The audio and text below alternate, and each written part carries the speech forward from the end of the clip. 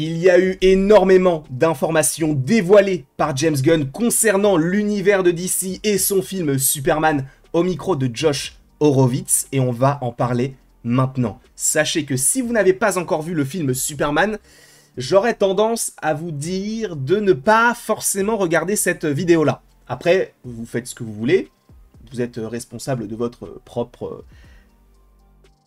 Il n'y a pas de suite. Vous êtes responsable de vous-même, en fait, tout simplement. Donc, on va lire les différents tweets, notamment sur la page que vous connaissez possiblement, puisqu'on avait déjà évoqué Home of DCU, qui, on va dire, répertorie les informations en lien avec DC, et il le fait très bien, ou elle le fait très bien. Donc, vous aurez le lien dans la description pour aller suivre ce compte-là, puisque oui, boum, on va lire tout ceci ensemble. James Gunn affirme que son film, son prochain film, n'est pas le meilleur du monde, enfin en tout cas c'est The World's Finest, et il affirme que Superman joue un rôle très important dans le film qu'il est en train d'écrire et qu'il va supposément réaliser. Sachant que World's Finest, en gros je me suis un petit peu renseigné, c'est un comics, ou en tout cas un arc de comics, où Superman va perdre une partie de ses pouvoirs, et il va devoir se renforcer au fur et à mesure, et il va faire appel notamment à un allié du nom de Batman.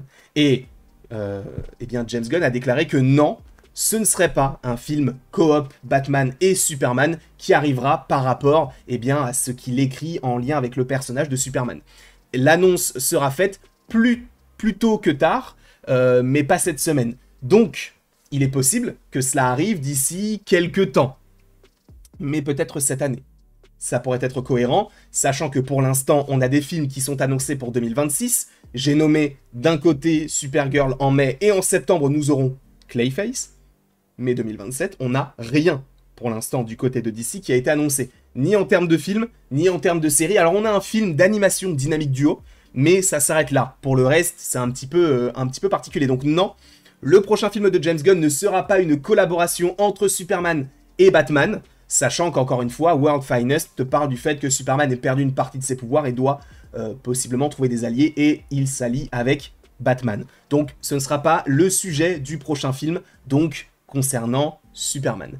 Il déclare également, en tout cas il réitère que le Batman du DCU sera distinct du Batman de Matt Reeves, pour mon plus grand regret. C'est vrai que moi je suis partisan du fait de faire en sorte que Robert Pattinson soit le Batman du côté de Superman, enfin en tout cas de l'univers de James Gunn, parce qu'en réalité, ça marcherait totalement, parce que t'as un Gotham qui est très réaliste, qui est très très sombre, avec le film The Batman, et du côté Superman, t'as quelque chose de très coloré, très fantastique, très James Gunn d'une certaine manière, et d'allier les deux à un moment donné, ce ne serait pas du tout illogique. Après, on sait que The Brave and the Bold, donc est un film qui est prévu, avec un Batman peut-être un petit peu plus âgé, donc on verra, sachant que je crois qu'il parle de certains castings. Il précise que The Brave and the Bold et les autres films Batman du DCU ne sortiront probablement pas la même année que les films Batman de Matt Reeves.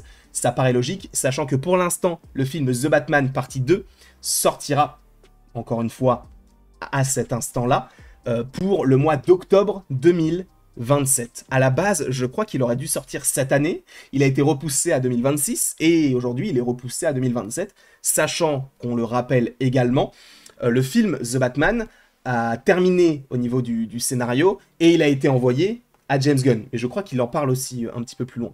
James Gunn, du coup, a dit que pour l'instant, dans les 2 prochaines années, nous ne verrons ni Aquaman, ni Flash. Parce que, en fait, ce qui est intéressant là-dedans, c'est que ce sont les 2 derniers films de l'univers précédent. On a eu The Flash, donc en 2023, je crois que c'était en quoi, en juillet, octobre, août, je ne me souviens même plus, en juin peut-être. Et on a eu Aquaman en décembre.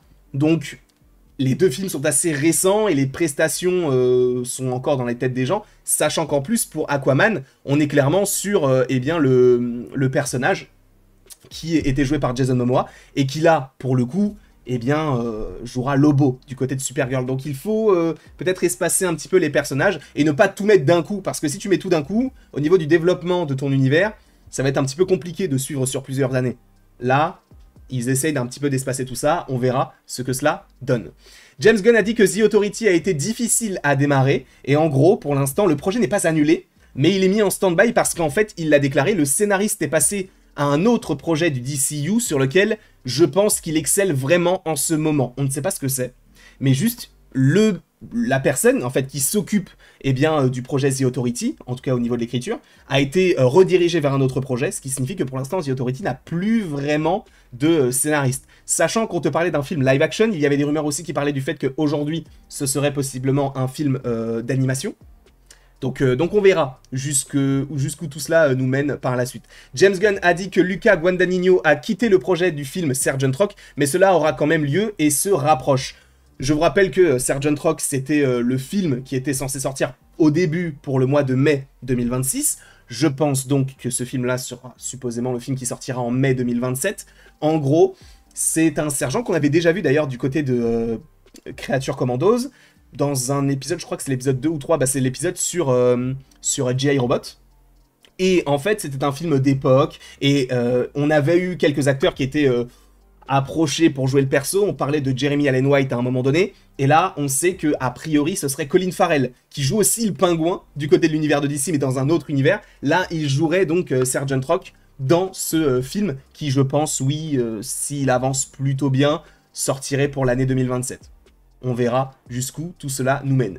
James Gunn a dit que le réalisateur qu'il voulait le plus du côté de l'univers de DC, son univers à lui, c'était Matt Reeves. Et il dit il ne réalise pas encore de film DCU.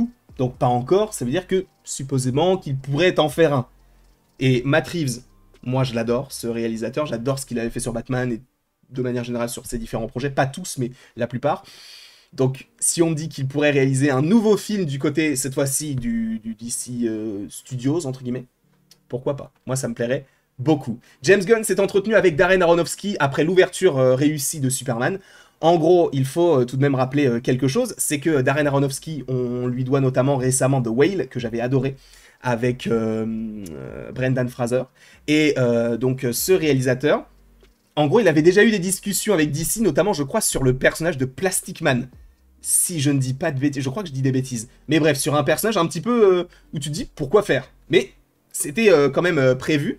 Et en gros, le réalisateur a eu du coup une discussion après les débuts réussis de Superman, ce qui signifie qu'ils attendaient la validation de savoir si Superman allait marcher ou non, pour après partir du principe que, ok, on peut engager ce projet-là, puisque Superman va rapporter tant de sous, a priori, selon les estimations, c'est considéré comme un succès, donc on peut continuer. Voilà. Donc, Darren Aronofsky sur du Plastic Man, je crois que c'est Plastic Man, hein. Je crois. De toute manière, si je me trompe, je vous le dirai dans les commentaires.